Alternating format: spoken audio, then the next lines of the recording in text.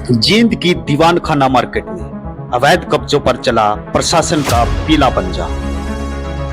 इसी बीच गरीब परिवार खो चुके हैं अपने कमाई के सारे साधन।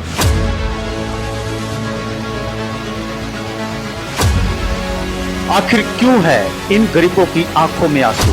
देखिए M9 मीडिया की खास रिपोर्ट।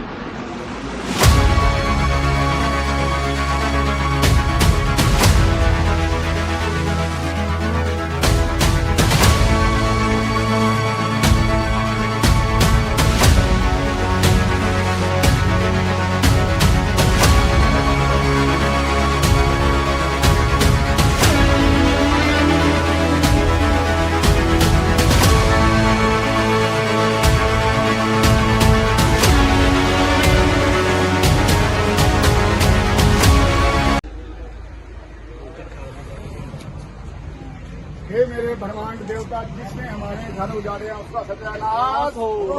जमाए चढ़ते सत्यानाश हो। हे मेरे ब्रह्मांड देवता, जिसने हमारा घर उजाड़ा है, परिवार उजाड़ा है, उसके बच्चे तक मरियो। हे मेरे ब्रह्मांड देवता, हमारी पुकार सुन लो। हे मेरे ब्रह्मांड देवता, हमारी आवाज सुनाओ। गरीबों की अच्छे से नहीं सुनोगे तो हम भी नहीं सुनेंगे कभी। आज हमारी आवाज है, ये सुननी चाहिए आपने ब्रह्मांड अच्छे देवता से। हमारी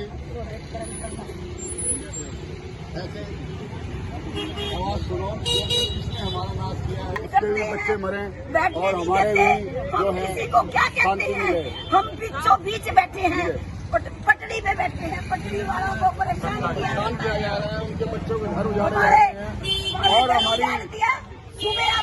और हमारी एक प्रार्थना है हमारे सीएम साहब से, उसको सिर्फ टारगेट पे सिर्फ गरीबों को ही क्यों लाया जाता है? उससे प्रार्थना है क्या ये सीएम विंडो सिर्फ गरीबों के घर उजाड़ने के लिए बनाई हुई है क्या? इसका जवाब तो दे। कोई भी किसी की अमीर आदमी कंप्लेंट कर देता है, गरीब की करता है, तो गरीबों के घर सबसे पहले क्यों उजाड़े जाते हैं?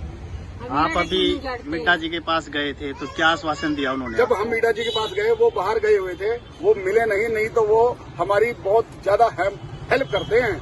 हर गरीब आदमी के साथ ही तो जो है हमारा ही डॉक्टर मीडा राजा है, जो किसी भी प्रजा को दुखी नहीं देख सकता। लेकिन हमारी एक सीएम विंडो ऐसी है जो कि गरीबों के हक में बिल्कुल भी नहीं है। थोड़ी सी कोई दरखास्त गरीब की दे देता है तो गरीबों के घर उजाड़ दिए जाते हैं। क्या गरीब आदमी कितना नुकसान हुआ है आपका? हमारा ये लगा लो एक आदमी का कम से कम 20-25 हजार का नुकसान हो चुका है। क्या काम करते थे? हम यहाँ कोई खड़ी लगाते, कोई चप्पल बेचता, कोई खिलौने बेचता है, कोई कुछ करता है, धूप में बैठता है। ऊपर से तो भगवान की मार, शाम को आंधी तूफान, ऊपर से इस प्रशासन की मार, जिन्होंने हमारे घर तक उजाड़ दिए गए हैं। सिर्फ मैं यही पूछना चाहता हूँ सीएम विंडो से, क्या सीएम विंडो सिर्फ एक गरीब आदमी के लिए बनाई गई है, उसके घर उजाड़ने के लिए बनाई गई है?